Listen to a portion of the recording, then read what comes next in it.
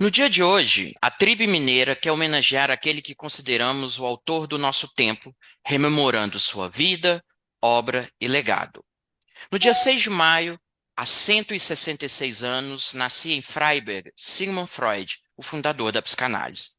Diversos pensadores contemporâneos contribuíram para o desenvolvimento de novos olhares da psicanálise na modernidade, mas as formulações básicas e teóricas sobre o funcionamento do aparelho psíquico resistem ao longo do tempo, com sustentação na obra do Freud.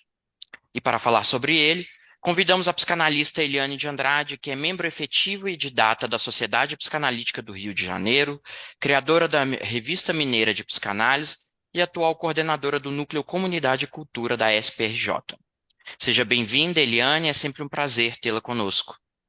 Obrigada, Thiago. É uma honra ter sido convidada pela equipe da Tribe Mineira, que pensou nesse evento online, né, para a gente não deixar passar em branco o dia 6 de maio, que é considerado o Dia do Psicanalista, exatamente porque comemora-se o aniversário de Freud.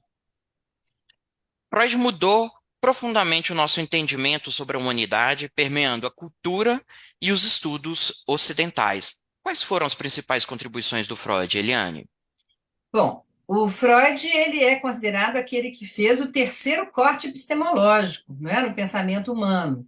O primeiro sendo Galileu, com o heliocentrismo, o segundo sendo Charles Darwin, com a origem das espécies, e o terceiro, Freud, né, com o enunciado da existência do inconsciente, ou seja, o homem não sendo aquele que se conhece ou que manda em si próprio. Então, os cortes epistemológicos são momentos históricos, né, em que a humanidade se sente muito desconfortável. Alguém que ousa deixar toda uma humanidade desconfortável, você há de convir, né, Tiago, que não vai ter só benesses na vida, né? Então, o pensamento freudiano começa com a apresentação da interpretação dos sonhos em 1900, né? Um texto que vai mostrar que existe uma sistematização pelo pai da psicanálise do que é, como funciona, quais as consequências desse inconsciente ou esse desconhecido em nós. A partir daí, a humanidade nunca mais seria a mesma. Em carta ao seu amigo Fliss, em 1900, o Freud se define: não sou absolutamente um cientista, um observador, um experimentador, um pensador. Não sou senão um conquistador por temperamento, um aventureiro, se quiser traduzir o termo, com toda a natureza indagadora e ousadia e tenacidade de um tal indivíduo. Eu te questiono, Eliane, quem era o Freud? O Freud era, antes de tudo, um cientista. Ele era um apaixonado pela ciência. Ele trabalhava no maior laboratório de neurologia da Europa, coordenado pelo Brück, e estava preocupado com o estudo das lampreias dos rios, do sistema nervoso das lampreias. Junto com isso, e uma curiosidade enorme, porque era um cara ligado, né, a tudo que estava vindo de novo, ele matava a aula de medicina e ia ouvir os seminários do filósofo Brentano.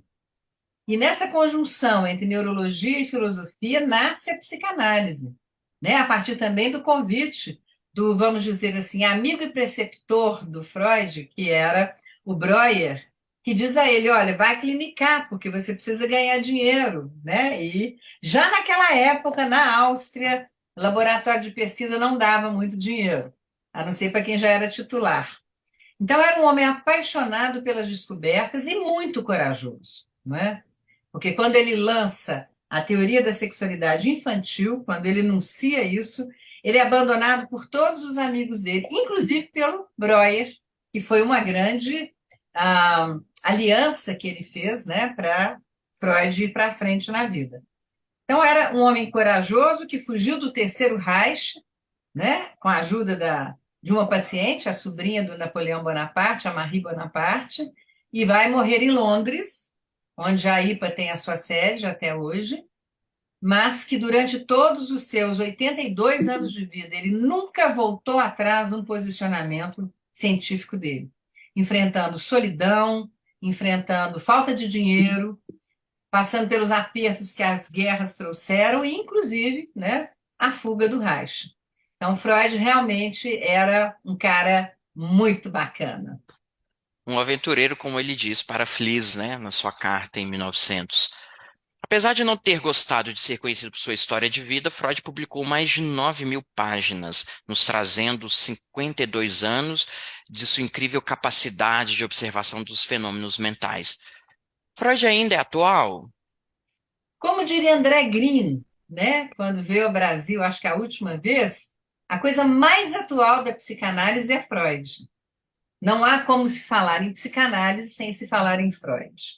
Há muitas teorias novas, né? Muitas propostas novas, algumas atacam algumas partes da obra de Freud, mas nenhuma pode dispensar a descoberta do inconsciente e as suas ordenações majoritárias na clínica e na técnica. Então, não há como prescindir de Freud.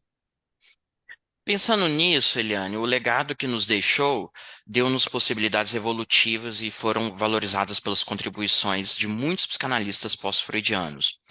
Quanto ao método terapêutico que decorre delas, qual que é o lugar do Freud em nossa época? A técnica psicanalítica tem se mostrado ao longo dos anos a técnica mais profunda de tratamento e mais remodeladora do funcionamento psíquico.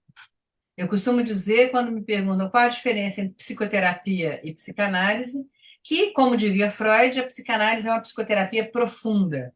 Ou seja, então a pessoa tem chance de fazer grandes mudanças no seu funcionamento psíquico a partir do trabalho feito na análise. E o trabalho feito na análise é um trabalho mais demorado, não é? Que exige maior número de sessões para alguns analistas, eu entre eles, mas que permite que se alcance as formações do inconsciente e proponha-se, então, que esse inconsciente reprimido, né, que está causando sintomas, está causando problemas, possa ser revisto e liberar o sujeito desse primeiro julgamento, vamos dizer assim, errôneo que sofreu durante a vida. Então, a técnica vem ganhando muitas contribuições importantes, né, de vários teóricos, isso é muito importante, mas sempre mantendo o funcionamento majoritário do conceito de psicanálise, que é o trabalho com o inconsciente. Existe uma frase muito famosa do Freud em que ele diz: se a teoria não der conta da experiência, muda-se a teoria porque a vida é soberana. Nos fale sobre essa frase. Isso é a frase de um cientista que está fazendo pesquisa, não é? Ou seja, ao longo dos anos, eu já citei aqui o André Green, por exemplo, que morreu em 2012, né? Green, então, que não conheceu Freud, mas era um grande intelectual da turma do Lacan, do Laplanche, etc. Ele é um dos que coloca que existem novos tipos de patologias que não existiam na época de Freud. Portanto, é preciso fazer alterações na técnica para atender essas novas patologias, né? Então, nós temos que privilegiar aquilo que está acontecendo ali na sessão. Se a sessão não está sendo eficaz para que o paciente alcance descobertas internas e possa avançar na sua vida de forma mais feliz, né? Nós precisamos realmente ver qual é a técnica, né? Claro, né, que a gente tem sempre que lembrar, Tiago, que o analista é alguém que se submeteu à análise, né? A muita análise. Então, nós não estamos falando que esse analista está inventando alguma coisa ali. Ele está disponível, deveria estar disponível, para ver se o que ele conhece como psicanálise teórica e técnica atende aquele paciente ali dentro dos moldes que se estudou, não é? E em não atendendo, nós já temos tantas contribuições de outros teóricos que podem atender dentro da psicanálise. Né? Nada contra as outras teorias da psicologia, mas nós estamos falando de psicanálise. Exatamente. É nesse sentido que a gente entende que as ideias do Freud, elas se conservam na sua validade universal, né? Sim. Bom, para a gente finalizar, Eliane, eu queria que você deixasse então um recado para aí todo mundo que quer estudar o Freud, que quer compreender mais a obra do Freud, e ir nos fundamentos básicos da psicanálise. Bom, a própria Tribe Mineira está oferecendo um curso introdutório aos conceitos fundamentais de Freud. Aí o Tiago pode dar o canal, né? E eu acho que qualquer um que se interesse por psicanálise deve ler Freud.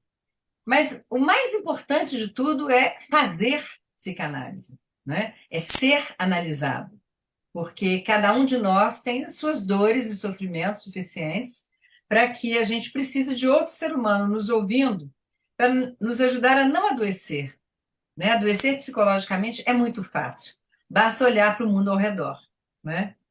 E a partir daí, a pessoa que já está se fazendo analisar, ela é um melhor estudante de psicanálise, sem dúvida, mesmo que ela não queira vir a ser um psicanalista.